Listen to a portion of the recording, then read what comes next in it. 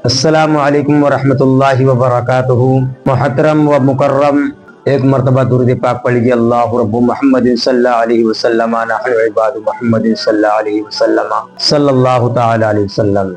अजीज मेरे प्यारे दोस्तों, आज मैं आपको एक ऐसी वीडियो दिखाने के लिए जा रहा हूँ कि जिसने मेरे ख्वाजा गरीब नवाज अलैहि रहमत व रिजवान से अगर माफी ना मांगी, क्योंकि उस बंदे ने मेरे ख्वाजा गरीब नवाज अलैहि रहमत व रिजवान के खिलाफ कोर्ट में जो याचिका दायर की है, तो याचिका डाली, अगर उसको वापस ना लिया और मेरे ख्वाजा बादशाह हिंदुस्तान से माफी ना मांगी, तो उसको ये याचिका बहुत बड़ी महंगी पड़ने वाली है। इस वीडियो के अंदर देखिए कि क्या हालात होंगे मैदान महशर में उस बंदे के। जैसे कि हम पीछे भी देख चुके हैं, जिन्होंने अल्लाह, उसके रसूल, उसके वलियों से दगाबाजी की, उनके क्या हशर हुए हैं। देखिए इस वीडियो को एंड तक। और माशाल्लाह मेरे साथ आज मेरी फूल जैसी बेटी रुकैया भी है। आप लोगों से मुअद्दिबाना गुजारिश है कि इस बच्ची को बड़ी मेहनत और प्यार और शफकत के साथ पढ़ा रहा हूँ। अल्लाह तबारक तआला इसको आलिमा, फाजिला, कारिया बनने की तौफीक और रफीक अता फरमाए। और दुआ गो हूँ कि अल्लाह तबारक तआला इसको हर मुसीबत, हर बला से महफूज और ममनून फरमाए। हिम्मत इतनी बढ़ी कि अब हिंदुस्तान के राजा की बारगाह में पहुंच गया, हिंदुस्तान के शहंशाह की बारगाह में पहुंच गया। 800 बरस से जो पूरे हिंदुस्तान की रखवाली कर रहा हो, कब्र में रह के पूरे हिंदुस्तान की संप्रभुता को बचा रहा हो, हिंदुस्तान के मुसलमानों से ज्यादा हिंदुओं की अकीदत का मरकज बना हुआ हो। मुसलमान जाते हैं 60 लाख तो 40 लाख तो 60 लाख गैर मुस्लिम वहां जाते हैं। उनको वहां बेटा मिलता है, बेटी मिलती, न जाने क्या क्या मिलता है।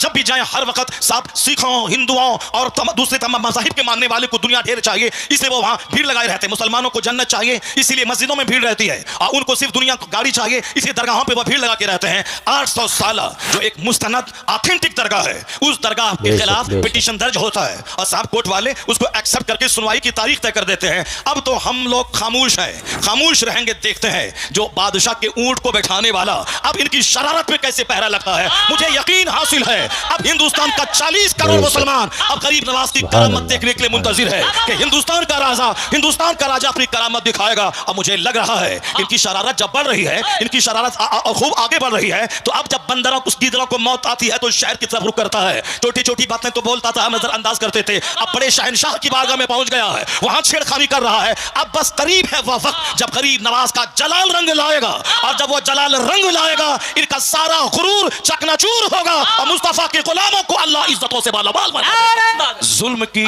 इंतहा हो गई, जुल्म की इंतहा हो गई। जिस आस्थाने से करोड़ों हिंदू फैज उठाते हैं, जिनकी गरीबी दूर होती है, भीख मांगने के लिए 24 घंटे पड़े रहते हैं, उस मुकद्दस आस्थाने के खिलाफ इन्होंने छेड़छाड़ करने की कोशिश की है। अभी भी वक्त है कि जाके बाबा की बारगाह में चले जाओ, अपना पिटीशन कोर्ट से वापस ले लो और बाबा की चौखट पे जाके बोलो, बाबा क्षमा कर दीजिए, हमसे गलती हो गई। वरना याद रखना, जो अना सागर को एक पूजे में ला सकते हैं, याद रखना जो बादशाह के ऊंट को बिठा सकते हैं, तो फिर जब वो जलाल में आ गए तो हुकूमत का सत्यानाश हो जाएगा। फिर वही होगा जो सारी दुनिया देखने का मुंतजिर है। एक कौम मुस्लिम, आपको कानून हाथ में नहीं लेना है, आपको सड़क पे आकर के बहुत बड़ा प्रोटेस्ट नहीं करना है। यह मामला शहनशाह हिंदुस्तान का मामला है, अब मामला उनकी कोर्ट में पहुंच चुका है। बस हम लोग वही करें जो सरकार दो जहां के दादा अब्दुल मुत्तलिब, जब अबरहा जो हाथियों का फौज लेके खाने काबा को ढाने आ रहा था, अब्दुल मुत्तलिब ने क्या कहा था कि हर शख्स अपने घर की हिफाजत करता है, ए अल्लाह ये तेरा घर है, तू अपने घर की हिफाजत कर। इतना कह के पहाड़ पर चले गए और फिर वो देखने लगे, देखें रब्बे करीम अपने घर की हिफाजत कैसे करता है। सारी दुनिया जान रही है कि अलम तरा कैफ फअल रब्बुका बिअसहाबिल फील, क्या उसके साथ सुलूक हुआ। अबरहा जलील होके मरा, उसके सारे हाथी मरे, एक छोटा सा कंकरा पत्थर उसके गुरूर को तोड़ के रख दिया, सारे धाराशायी हो गए। हम तो यही देखते हुए आ रहे हैं 1400 साल के अंदर। अल्लाह रब्बुल इज्जत बहुत बेनियाज है, कोई भी जालिमों का जुल्म उसको थका नहीं सकता, और किसी भी इबादत करने वाली की इबादत की वजह से अल्लाह रब्बुल इज्जत की शान में कोई इजाफा नहीं हो सकता। अल्लाह उस सिफात कमालिया का जामा है कि जिसके आगे किसी सिफत का कोई तस्वुर ही नहीं है। अल्लाह रब्बुल इज्जत के पास सारी कुव्वतें, सारी ताकतें मौजूद है। हम इबादत करते हैं, हम उसका बेनिफिट मुझको मिलता है, अगर कोई कुफ्र करता है उसका नुकसान वो उठाता है। अल्लाह सिर्फ देखना चाहता है कि मेरा कौन बंदा है जो इस जमीन को अदल से भरता है, और कौन है जो इस जमीन को जुल्म से भरता है। जो ईमान लाएगा, अच्छा काम करेगा, उसे यहाँ सेहत देंगे, इज्जत देंगे, हुकूमत देंगे, मरने के बाद अल्लाह जन्नत देंगे। जो कुफ्र करेगा, शरारत करेगा, जुल्म करेगा, अत्याचार करेगा, दूसरों को जीने नहीं देगा, सताएगा, समाज को पाप से भर देगा, उसके लिए आग तो वहां है, यहाँ उसका जीना तंग कर देंगे, यहाँ उसके घरों को कैद खाना बना देंगे, यहाँ उसको जलील और रुस्वा कर देंगे। नहीं देखा तुमने आज से 5 साल पहले चाइना के लोग कहते थे कौन सी नमाज है, कैसी नमाज है, जापान के लोग कहते थे कौन सी मस्जिद है, कैसा मदरसा है, हिंदुस्तान के भी चंद सर फिरे कहते थे यह कौन सी मस्जिद, कौन सा मदरसा, अजान बंद कर देंगे, मदरसा बंद कर देंगे। अमेरिका भी कहता था यह कौन सा इस्लाम है, हर तरफ इस्लाम का चर्चा हो रहा है, हर तरफ इस्लाम इस्लाम लोग कर रहे हैं, नहीं बढ़ने देंगे इसे। अब मुसलमान परेशान हाल थे, मुसलमान हाथ उठा के रब्बे करीम की बारगाह में दुआ कर रहे थे, तो हमारे जुलू हमारा प्रोटेस्ट काम नहीं आया, मगर हमारी वो भीगी पलकों की दुआएं वो काम आई कि जो काम पूरी दुनिया को हिला के रख दिया। अल्लाह रब्बुल इज्जत ने दूसरी फौज को नहीं भेजा, एक छोटा सा कोरोना का कीड़ा भेज दिया, उस कीड़े ने चाइना को तबाह किया, अमेरिका के शहर को उसको रौनक को मिटा दिया, सारे एयरपोर्ट्स में ताले लगवा दिए, दुनिया के अरबों इंसान को उनके घर को जेल उसके लिए बना दिया गया। यहां तक कि जो मिटाने की बात कर रहा था वह क्वारंटाइन की बात करने लगा, वह सोशल डिस्टेंसिंग की बात करने लगा, वह वैक्सीन की बात करने लगा। मिटाने का सपना देखने वाला उनका शहर उजड़ गया, उनकी फैक्ट्रीज उजड़ गई, करोड़ों लोग मौत के मुंह में चले गए। इसलिए एक कौम मुस्लिम, तेरा रब्बे कदीर बड़ा अजीज है, बड़ा गालिब है, वह कुव्वत का मालिक है, वह तमाम इख्तियारात उसके पास मौजूद है। तुमको सिर्फ करना है मस्जिदों को आबाद करना है, अपनी पेशानियों में सजदों का शौक बसाना है। तू मोमिन बन जा, तू मोहम्मदी बन जा, अल्लाह तुझे इस जमीन का हाकिम बनाएगा, यहाँ की सल्तनत तुझको देगा। और जो इस्लाम के खिलाफ बोलेगा उसको एक मामूली सा कीड़ा भेजकर उसका सारा गुरूर तोड़ देगा। जैसे अल्लाह ने तोड़ के बता दिया कि बंदे तुम्हारे चाहने से सब कुछ नहीं होता है, वही होता है जो मंजूरी खुदा होता है।